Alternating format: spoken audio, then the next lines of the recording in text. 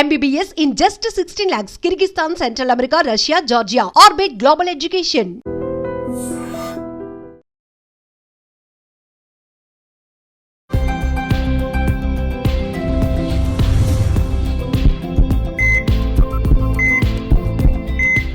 నమస్తే, welcome to healthy conversations with I dream. నేను మీ ఛాన్సీ. So ప్రస్తుతం అంతా ఉన్నారు వాస్పారి శివుడు గారు, పతంజలి యోగా సమితి తెలంగాణ స్టేట్ ప్రెసిడెంట్. సో చాలామందికి తినే తిండి ఎలా తినాలి అనేది చాలా డౌట్స్ ఉంటాయి. అంటే మార్నింగ్ ఏం తినాలి, మధ్యాహ్నం ఏం తినాలి, నైట్ ఏం తినాలి, ఎవరైనా గైడ్ చేస్తే బాగుండు, ఎలాంటి డైట్ లేకుండా ఫుడ్ హ్యాబిట్స్లో కొన్ని చేంజెస్ చేసుకొని హెల్దీగా ఉండడం ఎలా అని చెప్పి సో దీని గురించి మాట్లాడదాము. నమస్తే అండి. నమస్తే అండి. బాగున్నారా సార్? ఫైన్ అండి. సో అసలు ఏం తినాలి అనే ముందు ఎలా తినాలి అంటే టైమింగ్స్ ఏమైనా ఉంటాయా? ఇప్పుడు జంక్ అంటున్నారు. ఓకే, మేము జంక్ తినము, హెల్దీగానే తింటాం. ఆ హెల్దీగా తినేవి ఏం తినాలి, ఎలా తినాలి? తప్పకుండా అండి. ముందుగా ఐ డ్రీమ్ ప్రేక్షకులు నమస్కారాలు. అలాగే మీకు కూడా మీరు మంచి టాపిక్ తీసుకున్నారండి. ఈరోజు ఫుడ్ ఎలా తీసుకోవాలి, ఏ టైంలో తీసుకోవాలనే విషయంలో చాలామందికి క్లారిటీ లేదండి. రకరకాలుగా చెప్పడం వల్ల మనం దాన్ని డీటెయిల్గా డిస్కస్ చేద్దాం. మీరు నిజానికి మానవుని ఆరోగ్యానికి బయట నుంచి ఇంకే మెడిసిన్ అవసరం లేదండి. మన ఆహారాన్ని మనం సరైన పద్ధతిలో కరెక్ట్గా తీసుకుంటే, సైంటిఫిక్గా మనం తీసుకుంటే మన ఆహారమే మనకు ఔషధం. మన ఆహారాన్ని మనం ఔషధంగా తీసుకోవచ్చు. పూర్వకాలం నుంచి కూడా వేల సంవత్సరాల నుంచి భారతదేశంలో ఈ భోజనం పైన ఒక పెద్ద శాస్త్రమే ఉందండి, సబ్జెక్ట్. మనందరం పాకశాస్త్రం, భోజన ప్రియులం కదా, దట్టు ఇండియాలో పాకశాస్త్రం. ఇండియాతో భారతదేశంతో కంపేర్ చేస్తే ప్రపంచంలోకి ఏ దేశంలో ఇంత సంపూర్ణంగా డీటెయిల్గా ఫుడ్ పైన రీసెర్చ్ జరగలేదు. ఇలాంటి ఫుడ్ లేదు ప్రపంచంలో ఇక్కడ. భారతదేశంలో అద్భుతమైనటువంటి భోజన శాస్త్రము, పాకశాస్త్రము, అది కూడా శాస్త్రీయంగా రీసెర్చ్ బేస్డ్ అండి. అది సైంటిఫిక్గా అందించినటువంటి అద్భుతమైనటువంటి శాస్త్రం. ఓకే. దురదృష్టం అంటే ఈ మారినటువంటి యాంత్రిక జీవన విధానంలో, ముఖ్యంగా గ్లోబలైజేషన్ వచ్చిన తర్వాత, ప్రపంచమంతా ఒక విలేజ్గా మారిపోయిన తర్వాత అనేక దేశాల్లో ఉన్నటువంటి ఫుడ్ హ్యాబిట్స్ కానీ, లైఫ్ స్టైల్ జీవన విధానం కానీ అన్ని పరస్పరం అన్ని దేశాలు ఎక్స్చేంజ్ చేసుకున్నాయండి. అందులో ఎక్కువగా ఎస్పెషల్లీ ఇండియా విదేశాల నుంచి, ఎస్పెషల్లీ వెస్టర్న్ కంట్రీస్ యొక్క ఫుడ్ హ్యాబిట్స్ని ఎక్కువగా అడాప్ట్ చేసుకున్నారు. అయితే విదేశాల్లో ఉన్నటువంటి ఫుడ్ హ్యాబిట్స్ తప్పు అని నేను చెప్పట్లేదు. ఏ ప్రాంతంలో భౌగోళిక పరిస్థితులను అనుసరించి, ఆయా ప్రాంతాల్లో, ఆయా దేశాల్లో వాతావరణాన్ని అనుసరించి అక్కడి ప్రజలకి అక్కడి ఫుడ్ హ్యాబిట్స్ మేలు చేస్తాయి. ఎగ్జాంపుల్ భారతదేశం ఉందండి. మనది ఉష్ణ దేశం.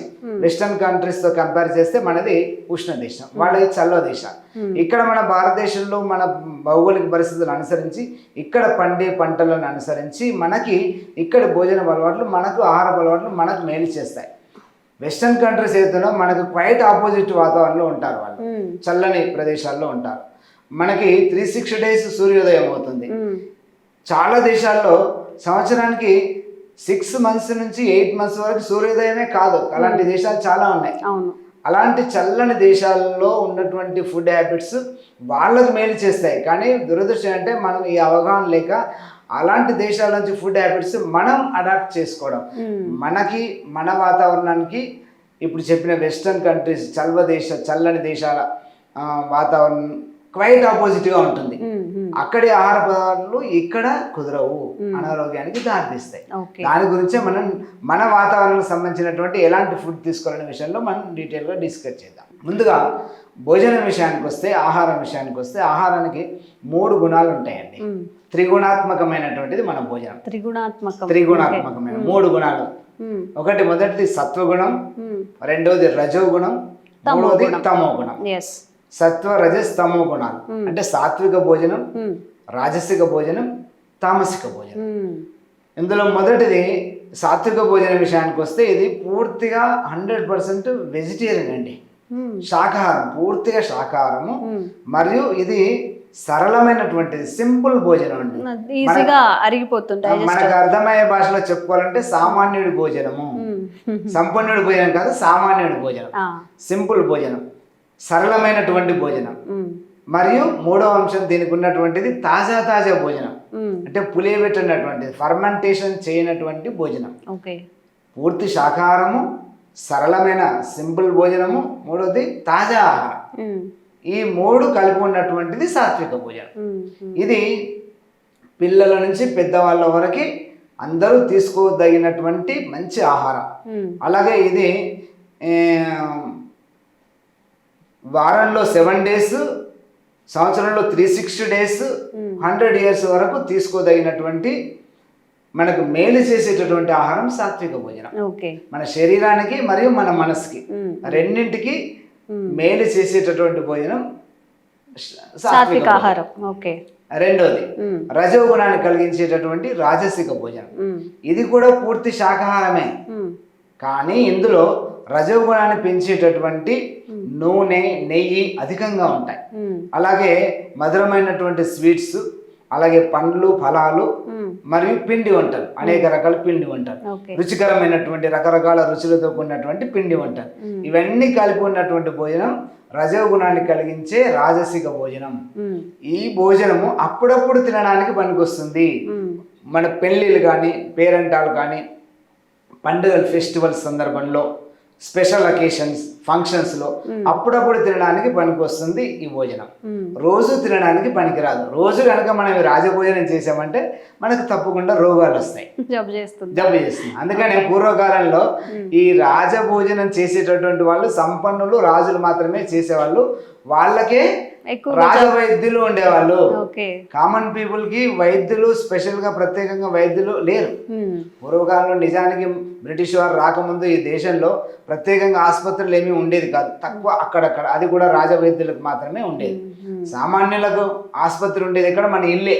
మన ఇంట్లోనే మెడికల్ షాప్ ఉండేది. మన ఇంట్లో వంటిల్లే మెడికల్ షాప్. వంటింట్లో ఉన్నటువంటి ప్రతి పదార్థము మనం ఉపయోగించేటువంటి దినుసులు ఏవైతే ఉన్నావో, అల్లం, వెల్లుల్లి, మెంతులు, జీలకర్ర, వాము, దాల్చిన చెక్క, అలాగే లవంగ, యాలకు, శొంఠి, మిరియాలు, ఇవన్నీ కూడా మెడిసిన్స్ అండి. సరైన పద్ధతిలో సరైన సీజన్కి అనుగుణంగా మనం ఉపయోగిస్తే ఇవి అద్భుతంగా పనిచేస్తాయి. అనేక రోగాల్ని తగ్గించే సామర్థ్యం వీటికి ఉంటుంది. ఇది పూర్వకాలంలో పేదలకు, సామాన్యులకు ప్రత్యేక వైద్యులుగా, సంపన్నులకు మాత్రమే ఉండేది. వారి పేరే రాజవైద్యులు అనేవాళ్ళు. అందుకనే రాజభోజనము అప్పుడప్పుడు తినడానికి పనికొస్తుంది, రజోగుణాన్ని కలిగించే భోజనం. రెండవ సందర్భం, మిగతా వాళ్ళందరూ కూడా రాజసిక భోజనాన్ని అప్పుడు ఇంకొక సందర్భంలో కూడా తీసుకోవచ్చు. ఎప్పుడు? సంతానం కోసం ప్రయత్నం చేసే సందర్భంలో, అంటే పెళ్లి జరిగినటువంటి నూతన దంపతులు సంతానం కోసం ప్రయత్నం చేసే సందర్భంలో 30 to 40 days వరకు ఇలాంటి రజోగుణాన్ని కలిగించే భోజనం తప్పకుండా తీసుకోవాలి. ఇందులో నూనె, నెయ్యి ప్రధానమైనటువంటిది, పుష్టికరమైనటువంటిది, రజోగుణాన్ని పెంచేటటువంటిది, మధురమైనటువంటి స్వీట్స్, రకరకాల పిండి వంటలు, ఫ్రూట్స్, ఇవన్నీ కలిపినటువంటి. ఇలా తీసుకుంటే వారికి పుట్టబోయే సంతానం ఆరోగ్యవంతమైన సంతానం, మేధస్సుతో కూడినటువంటి సంతానం, దృఢమైనటువంటి సంతానం కలుగుతారండి. ఇలాంటి ఆహారం 30 to 40 days ఎందుకు చెప్తున్నా అంటే, ఈ 30 to 40 days వాళ్ళు ఇలాంటి ఆహారం తీసుకుంటే పురుషుల్లో కానీ మహిళల్లో కానీ ఆరోగ్యవంతమైనటువంటి, శక్తివంతమైనటువంటి శుక్ర కణాలు, అండ కణాలు ఉత్పత్తి అవుతాయి. దానితోని వారిద్దరికి కలగబోయేటటువంటి సంతానము అపారమైనటువంటి మేధస్సు, సంపూర్ణ ఆరోగ్యాన్ని కలిగి ఉండేటటువంటి దృఢమైనటువంటి బలమైనటువంటి సంతానం కలుగుతుంది ఈ రజోగుణాన్ని కలిగించేటటువంటి ఆహారం. మొదటి సంతానమే కాదు, రెండవ సంతానం, మూడో సంతానం కోసం ప్రయత్నించినప్పుడు కూడా ఇలా 30 to 40 days ముందు అలా తీసుకోవచ్చు. రోజు తినడానికి పనికిరా. ఇక మూడోది అయినటువంటి తమో గుణాన్ని కలిగించేటటువంటి తామసిక భోజనం. ఇందులో మాంసము, మద్యముతో కూడినటువంటి భోజనము మరియు పులియబెట్టినటువంటి ఫర్మెంటేషన్, పులియబెట్టినటువంటి ఆహారం. ఇప్పుడు పులియబెట్టిన ఆహారం అంటే నైట్ అన్నంలో పెరుగు అవన్నీ వేసుకొని పొద్దున్నే తింటా, అది కూడా ఈ కేటగిరీకి వస్తుంది? అది లేదు, అది వేరే వస్తుంది, అది మాట్లాడుకుందాం. పులియబెట్టినటువంటి ఆహారం అంటే ఇప్పుడు ఎగ్జాంపుల్ ఇడ్లీ, వడ, దోశ ఫర్మెంటేషన్ చేస్తారు చూడండి, అలాంటి ఫుడ్. ఇదంతా కూడా తమో గుణాన్ని కలిగించేటట్టు. మద్యము, మాంసం అనేది అసలు భోజనం కిందనే రాదు అది. కానీ దాని విషయం చాలా మంది రకరకాలుగా చెప్తూ ఉంటారు. నిజానికి మానవ శరీరము శాకాహారం కోసం తయారు చేయబడినటువంటిది. ఎగ్జాంపుల్ 2 చెప్తాను. మన పండ్లు, దంతాలు, మన దంతాలు శాకాహారాన్ని నమిలి తినడానికి అనుకూలంగా ఉంటాయి. మాంసాహార జంతువుల యొక్క దంతాలు కూరలు ఉంటాయి, అవి పీక్కు తింటాయి, అవి నమిలి తినవు. అలాగే శాకాహార జంతువుల ఇంటెస్టైన్, మానవుడి ఇంటెస్టైన్, శాకాహార జంతువుల పశువులది మేకల ఇంటెస్టైన్ బాగా లెంతీగా పొడుగ్గా ఉంటుంది. దాదాపుగా 7 మీటర్స్ ఉంటుంది మన ఇంటెస్టైన్. అదే మాంసాహార జంతువుల ఇంటెస్టైన్ పొట్టిగా ఉంటుందండి, 2-3 మీటర్లే ఉంటుంది. ఇది తేడా, స్పష్టమైనటువంటి స్ట్రక్చర్తో ఉన్నటువంటి తేడా మాంసాహార జంతువులకి శాకాహార జంతువులు. మానవుడు శాకాహార జంతువులలోకి వస్తారు, శాకాహార భోజనంలోకి వస్తారు. అయినప్పటికీ రకరకాల మాంసాహార భోజనం తీసుకుంటారు అనుకోండి, అది వేరే విషయము. కానీ శాస్త్రం చెప్పినటువంటి విషయం నేను ఇక్కడ చెప్తున్నాను. మాంసాహారము, మద్యం ఈ రెండు కూడా ఏం చేస్తాయి, మన లోపల తమో గుణాన్ని పెంచుతాయి. తమో గుణం అంటే నిద్రని, మత్తుని పెంచుతాయి. ఈ మత్తులో మనము మంచి చెడుల విచక్షణ కోల్పోతాం. మత్తులో మంచి చెడుల విచక్షణ కోల్పోవడము బుద్ధిహీనత, మందబుద్ధికి దారితీస్తుంది. దానివల్ల అది జీవితం అంతా కూడా పతనానికి దారితీస్తుంది.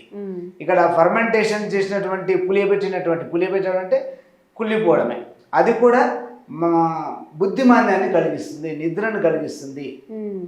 ఇది తమో గుణాన్ని కలిగించేటటువంటి ఆహారం. ఇలా మన ఆహారానికి 3 రకాల గుణాలు ఉంటాయి, సత్వ రజస్ తమో గుణాలు.